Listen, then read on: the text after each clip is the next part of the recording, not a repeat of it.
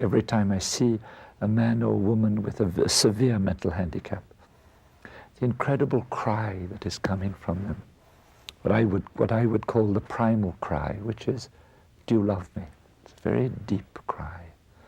And you find with people with mental handicaps, this is their, do you love me? Why have I been abandoned, or has my life any value? Somewhere this cry of, do you want to be my friend, touched me. I began visiting asylums, hospitals, different institutions, families, and I discovered an immense world of pain which I had never could have imagined.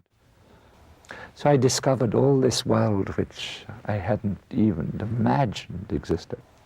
And it seemed very clear to me that Jesus was asking me just to take one or two men and to start living together.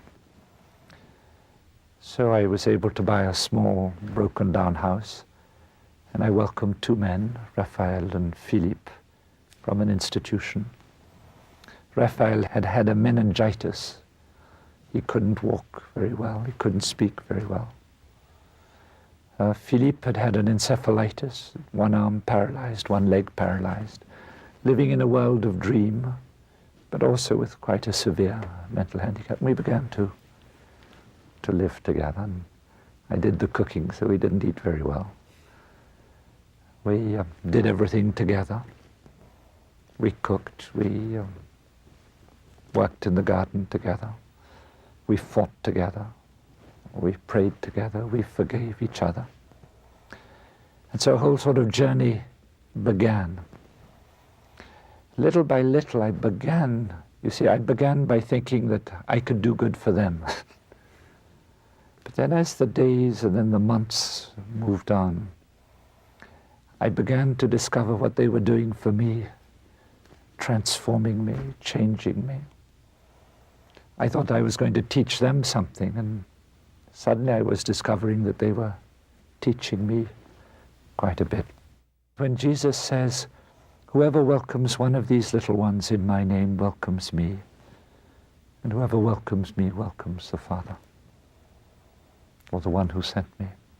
And when Jesus says that I was in prison and you visited me, I was sick and you visited me, I was naked and you clothed me, I was hungry and you gave me food, I was thirsty and you gave me to drink. I was a stranger, I was strange, I was different, and you welcomed me. Well, it's really true. And I never knew this. I mean, I'd read it in the Gospels, but I didn't know what it meant. And I must say that there is what I've learned from people like Eric, that what is important in human relationships is discover that God has led us together. I feel that very clearly for myself, that it was Jesus who brought me to handicapped people.